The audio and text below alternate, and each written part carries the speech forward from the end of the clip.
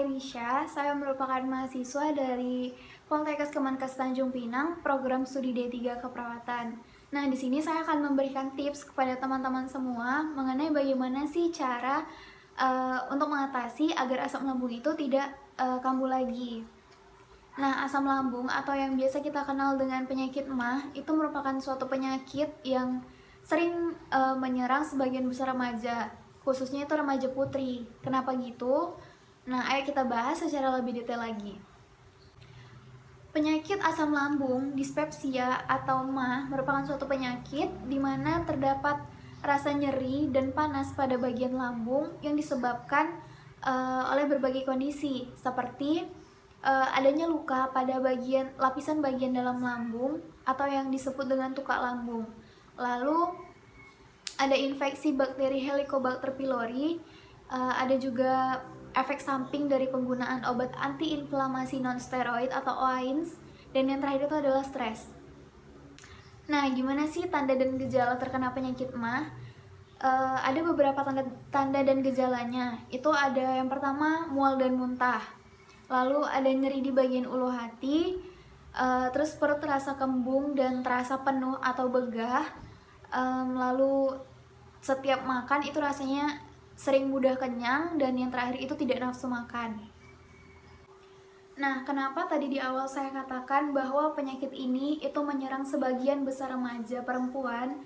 Karena salah satu faktor penyebab penyakit ini itu adalah stres dan jadwal makan yang tidak teratur.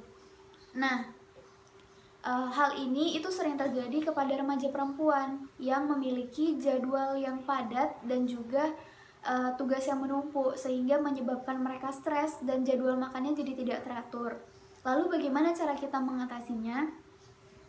Cara kita mengatasinya itu yang pertama, kita harus kenali diri kita sendiri dulu. Kita harus kenali faktor apa sih yang nyebabin diri kita itu bisa terkena penyakit ini. Jika faktornya itu adalah kita punya jadwal yang padat dan tugas yang banyak sehingga kita stres, maka kita harus sadar kalau kita tuh sibuk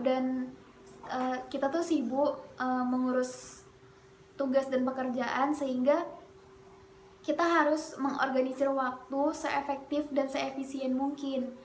Nah, jadi kita manfaatkan waktu walaupun sedikit itu untuk tetap makan ataupun ngemil agar perut itu tetap terisi. Karena gini, lambung itu tetap bekerja ada dan tidak adanya makanan. Dia bekerja secara meremas-remas. Jadi jika makanan itu tidak masuk ke lambung dan lambung tetap bekerja dengan meremas-remas, maka akan terjadi gesekan antara dua dinding lambung sehingga akan mengakibatkan luka pada lambung. Itu yang disebut tukak lambung tadi.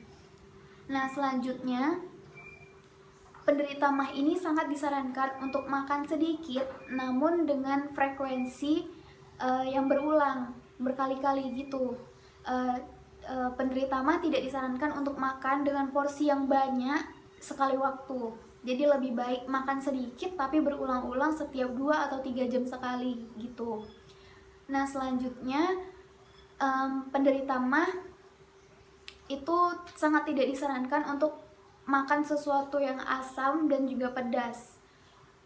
Kenapa? Karena makanan yang asam dan juga pedas itu memiliki kandungan asam yang sangat tinggi untuk memicu meningkatnya asam lambung. Nah, yang terakhir itu adalah jangan terlalu stres. Tugas atau suatu pekerjaan itu boleh aja difikirkan, tapi jangan larut dalam pikiran tersebut. Jika kita kita bekerja atau mengerjakan